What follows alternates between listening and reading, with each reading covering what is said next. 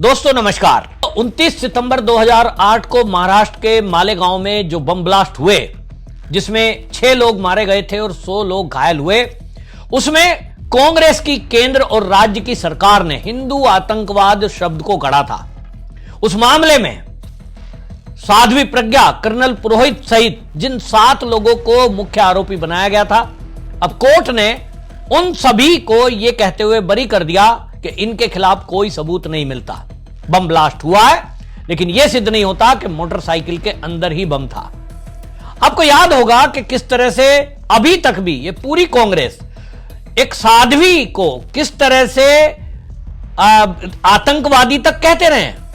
साध्वी प्रज्ञा ठाकुर, जिसको टॉर्चर किया गया कांग्रेस के टाइम में, एटीएस के द्वारा उसको इतना टॉर्चर किया गया कि आप ये बम धमाके की जिम्मेदारी ले लो, वरना तो इसी तरह से प्रताड़ित होती रहोगी। बीमार हो गई, कैंसर हो गया। वो इंटरव्यू आपने देखा होगा सोशल मीडिया में। लेकिन अब कोर्ट ने कांग्रेस की ये जो थ्योरी गढ़ी गई थी, जिसमें पूर्व गृह मंत्री पी चिदम्बरम इस तरह की बयानबाजी कर रहे थे, अब इनके मुंह पे करारा तमाचा लगा है और इन 7 आरोपियों को क्लीन चिट दे दी है। इन 7 आरोपी में आपको, जैसे मैंने बताया, कि कांग्रेस का एक षड्यंत्र इसमें दिखाई दे रहा था।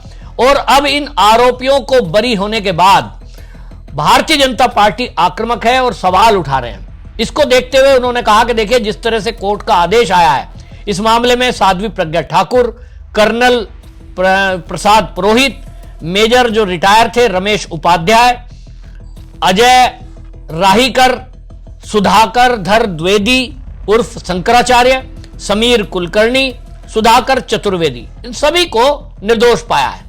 कोर्ट ने कहा कि देखिए, इनके खिलाफ कोई भी सबूत नहीं मिलता। अब इस मामले को देखते हुए आपको बताएं कि जो निशिकांत दुबे हैं, भारतीय जनता पार्टी के नेता हैं, उन्होंने इस मामले को लेकर के ये कहा कि वो कह रहे हैं कि इतने दिनों से कांग्रेस ने भगवा आतंकवाद का नैरेटिव जो फैलाया था, आज साबित हो गया, दूध का दूध पानी का पानी हो गया, जो कांग्रेस को भुगतना पड़ेगा। उन्होंने कहा 2011, 12, 13 में जो ब्लास्ट हुए, 2008 की जो घटना हुई, वो सब पाकिस्तान प्रायोजित थी, लेकिन पाकिस्तान के आतंकवादियों को पकड़ने के बजाय वो हिंदुस्तान के लोगों को दोषी बता रहे हैं। सुनिए निशिकांत दुबे ने क्या कहा। कल माननीय गृह मंत्री जी ने क्या कहा राज्यसभा में, हिंदू जो है वो टेररिस्ट नहीं होता है। इस देश में जितने टेररिस्ट हैं उनका जो है एक ही धर्म है, इसीलिए वो प्रूफ हो गया।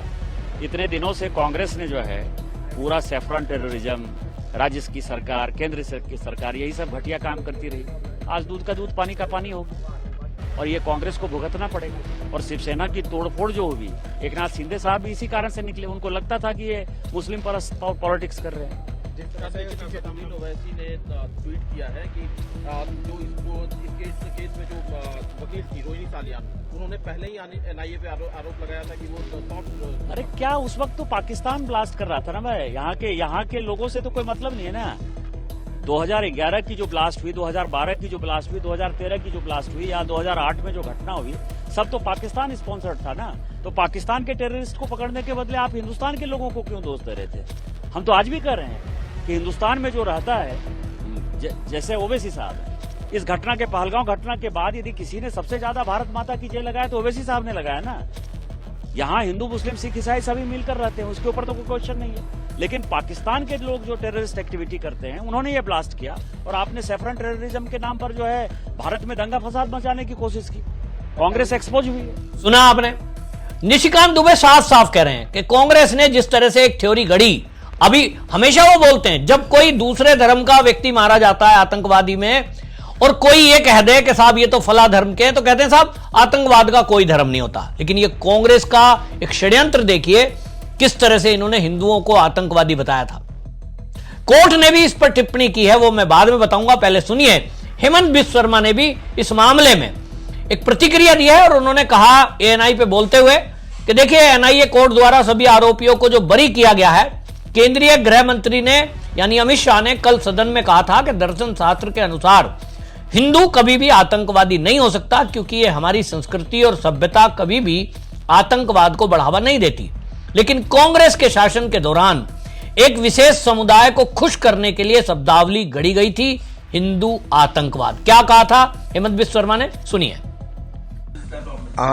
आप देखिए, कल भारत की माननीय गृह मंत्री जी ने भी सदन में बताया था कि Hindu by philosophy, Hindu cannot be terrorist, because हमारे संस्कृति और हमारे सभ्यता में कभी भी और या कोई भी हमारा धर्म ग्रंथ कभी भी टेररिज्म को एनकरेज नहीं करते हैं। लेकिन कांग्रेस का समय में एक पार्टिकुलर कम्युनिटी को अपीस करने के लिए एक टर्म और एक शब्दावली बनाया गया था कि Hindu terror. Hindu and terror are two diametrically opposite concept. Hindu कभी टेरर को विश्वास करते ही नहीं और हिंदू कभी टेररिस्ट हो ही नहीं सकता है। मेरे लिए ये हमारे लिए अपार संतुष्टि का बात है कि माननीय गृह मंत्री जी जो संसद में जो बात बताए थे, आज मुंबई का एक अदालत ने भी ये हिंदू टेरर का जो कॉन्सेप्ट था इनको डिमोलिश किया और हिंदू टेरर का नाम में जो भी एक्यूज बनाया गया था सारे एक्यूज को दे एक्विटेड और सारे एक्यूज को रिहा कर दिया गया।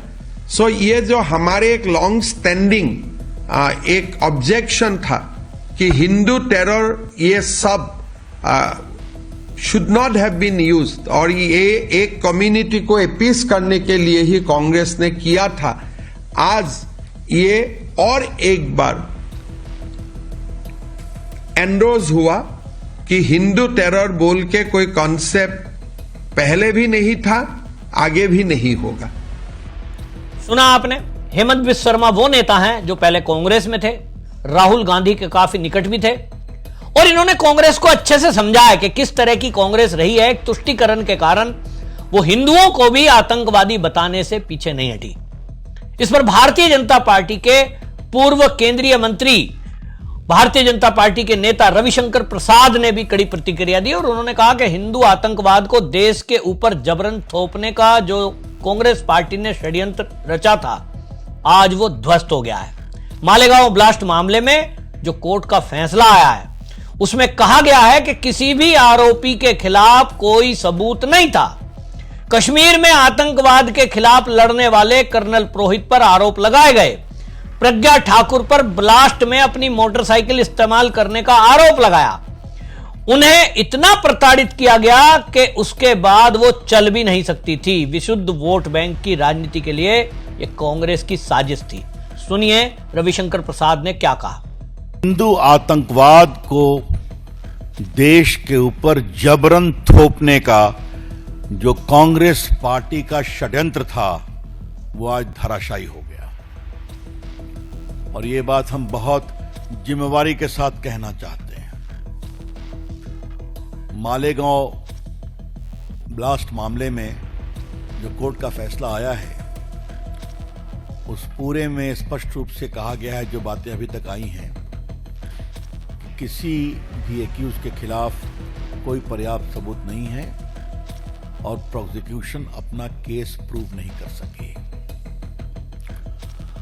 आपके रिकॉल के लिए हम बताना चाहते हैं कि उसमें कर्नल पुरोहित एक बहुत ही डेकोरेटेड आर्मी ऑफिसर था जिसने कश्मीर में आतंकवाद के खिलाफ बड़ी लड़ाई लड़ी।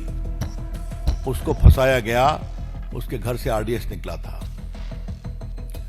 आपको मालूम है कि प्रज्ञा ठाकुर एक बहुत अच्छी साध्वी, नेत्री, एमपी, उनको कहा गया था उनकी मोटरसाइकिल से बम लाया गया था और 10-12 दिन तक उनको इतना टॉर्चर किया गया कि उनका बाद में चलना भी मुश्किल होता था। आप सबने उनको देखा है और बाकी कई सेना के पदाधिकारी, बाकी लोगों को फंसाया गया। ये कांग्रेस पार्टी की एक सोची हुई रणनीति थी, मैं आपसे कहना चाहता हूं, शुद्ध वोट बैंक पॉलिटिक्स के लिए। It was a well calculated conspiracy of the Congress party for sheer vote bank politics. कि आप ध्यान रखिए, और मैं भी उसको थोड़ा रखूंगा आपके सामने में। पार्टी के राष्ट्रीय मंच से हम इस निर्णय का स्वागत करते हैं,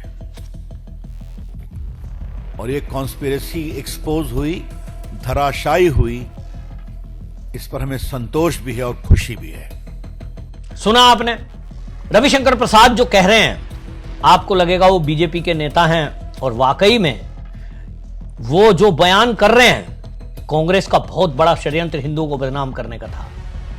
लेकिन आपको बताएं, शिवसेना के नेता आनंद दुबे, वो मालेगांव ब्लास्ट को लेकर के उन्होंने जो कहा, उन्होंने कहा देखिए 17 साल बाद ही सही, लेकिन सत्य का विजय हुई है, सत्य को जीत मिली है।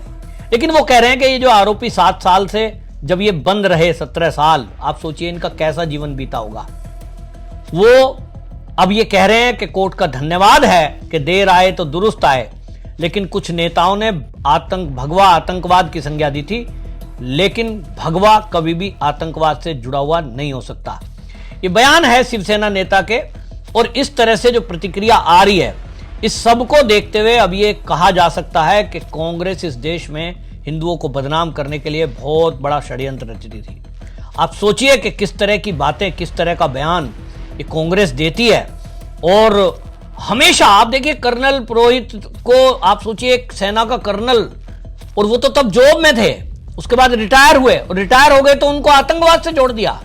एक आदमी ने जो देश के लिए अपनी जी जान लगा करके सेवा की, देश की रक्षा में अपना जीवन बिताया, और सोचिए अगर उसको आप आतंकवादी कह दें, उस पर कैसा जोर पड़ा होगा। और जब आज कोर्ट ने बरी किया है, इसके बाद भी कांग्रेसी इधर उधर की बातें कर रहे हैं। वो कह रहे हैं साहब फिर बम ब्लास्ट हुआ तो किया किसने? अरे भाई साफ है, पाकिस्तान के आतंकवादियों ने किया, पाकिस्तान से आए हुए आतंकवादियों ने ब्लास्ट किया। आप इस तरह की बातें कर रहे हैं। तो इस पर कर्नल पुरोहित की भी प्रतिक्रिया आई, और उन्होंने मीडिया से बात करते हुए कहा कि मैं इस देश में अत्यंत प्रेम करने वाला सैनिक हूं, विकृत मानसिकता वाले बीमार लोगों की वजह से मैं पीड़ित हुआ। देश हमेशा सर्वोच्च होना चाहिए, उसकी नींव मजबूत रहनी चाहिए। कुछ लोगों ने अपने अधिकारों का दुरुपयोग किया, लेकिन हमें उसका खामियाजा भुगतना पड़ा। ये रिटायर कर्नल पुरोहित का बयान आया है मीडिया में, जब उनको ये बरी घोषित किया गया है कोर्ट से। अब आप सोचें कि ये कांग्रेस है या हिंदू विरोधी दल, ये कांग्रेस है या आतंकवादियों का पक्षधर। क्योंकि जिस तरह से पोटा कानून खत्म किया, उसके बाद जो ब्लास्ट पे ब्लास्ट हुए, और एक भी ब्लास्ट में बड़ी कार्रवाई कांग्रेस ने कभी नहीं की, डोजियर देने के अलावा कुछ नहीं किया। और आज जब मोदी सरकार लगातार प्रहार कर रही है, कभी सर्जिकल स्ट्राइक, कभी एयर स्ट्राइक, कभी ऑपरेशन सिंदूर चला करके नेस्ता नाबूद उनके अड्डों को कर रही है पाकिस्तान में, तब ये सवाल उठा रहे हैं। तो ये है कांग्रेस का चरित्र। हिंदुओं को समझना होगा खास तौर पे कि आप किसको वोट करने जा रहे हैं, किसको सपोर्ट करने जा रहे हैं। जिस डाली पर बैठ रहे हैं जो कांग्रेस को सपोर्ट करने वाले लोग हैं, वो उसी डाली को काटने में लगे हैं अगर कांग्रेस को वोट करते हैं। आपकी इस पर क्या राय है, कमेंट में जरूर लिखें।